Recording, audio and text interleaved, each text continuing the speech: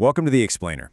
So, have you ever been on a trip where pretty much everything that could go wrong did go wrong, but somehow it ended up being one of your all-time favorite memories? Well, today we're jumping into a hilarious animated travel vlog from Not Your Type that just nails that exact feeling. It's a story about online friends meeting up for the very first time, dealing with some serious culture shock, and somehow turning a series of near disasters into an absolutely unforgettable trip. You know, every great adventure has to start somewhere. And this one, it all kicked off with a late-night online argument between friends about the really important stuff in life. You know, things like why elephants can't jump, and the very, very real danger that, yeah, a monster is going to get you if you leave your feet sticking out of the blanket. So right in the middle of all this ridiculous back and forth, the narrator just throws out this kind of crazy idea for a bunch of online friends who've never actually seen each other in person. He just says, hey, we should actually meet up. And it's one of those suggestions that just kind of hangs there in the air for a second, but it's an idea that could change everything. And boom, just like that, the idea actually sticks. A plan gets hatched for this epic trip, starting out in Mumbai and then heading over to Goa. Now, for our narrator, this is a massive leap. We're talking about leaving his small village and hopping on a train into the huge, sprawling city of Mumbai for the very first time. Okay, so here's what's so cool about this part. We get to see this massive city through totally fresh eyes. And for someone who's never been to a place like Mumbai, that first big moment of culture shock, it doesn't come from a giant skyscraper or seeing a celebrity. Nope, it starts with something way, way more ordinary. Yep, you heard that right. The first thing that absolutely blows his mind is the escalator at the train station. He's so blown away, he actually texts his mom a picture of it, proudly calling it an elevator. It's just a perfect little moment that shows you how something so normal for one person can feel like a piece of futuristic magic to someone else. And this just perfectly captures the difference, right? He's joking that the bridge back at his home station is so ridiculously high that it practically reaches the clouds. You'd need oxygen tanks and a whole support team just to get over it. And then there's Mumbai Station, which just has these magical moving stairs. Okay.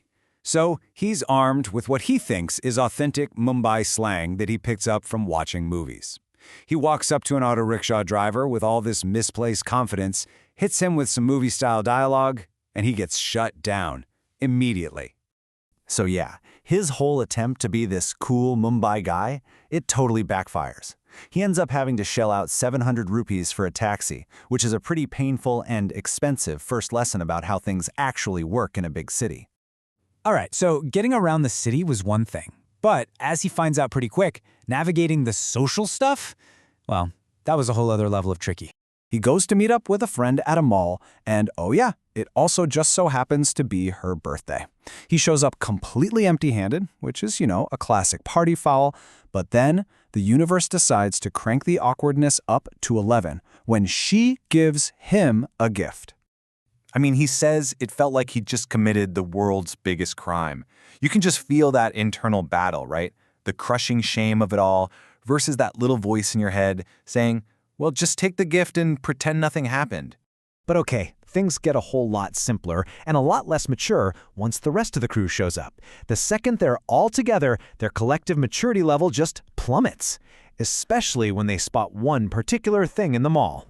So forget shopping or acting like, grown-ups. They see a mechanical bull ride, and they are all over it, just piling on and screaming, "Goomy, goomy," which is basically spinny, spinny, at the poor guy running it, completely lost in the moment. So, after all the chaos in Mumbai, the gang heads off to Goa. They're probably thinking, okay, time for some sun, some sand, some relaxation, but yeah, the ocean had other ideas.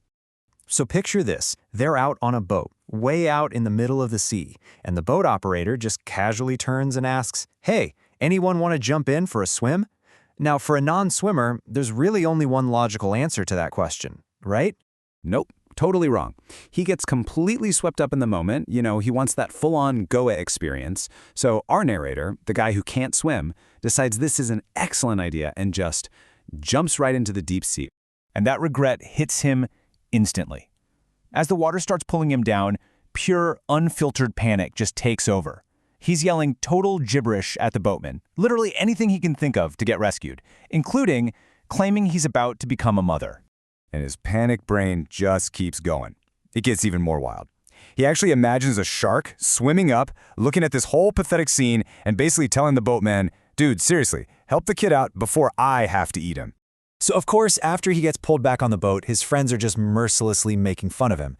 But he gets the last laugh. On the very next ride, a banana boat, the operator intentionally flips the whole thing over, and suddenly, everyone is in the water screaming their lungs out. Turns out, karma in Goa is pretty fast. Okay, so let's recap.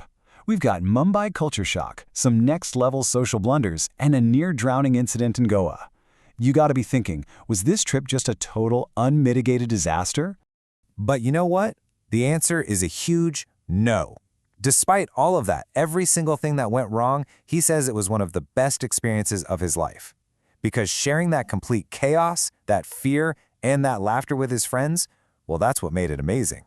When you think about it, the whole trip was just this collection of wild, unforgettable snapshots. You know, from the magic of an escalator to the birthday gift disaster and the sweet, sweet revenge on the banana boat. Every little mess up just became another part of the story. And I think that's the real point here, isn't it? This whole story is just a perfect reminder that the best memories, they don't come from some perfectly planned itinerary. They happen when things get a little messy, a little unexpected, and you're just navigating it all with the right people. It really makes you think about your own adventures, doesn't it? Those trips where everything seemed to go sideways, but ended up being the stories you still tell for years to come. Thank you for joining this explainer.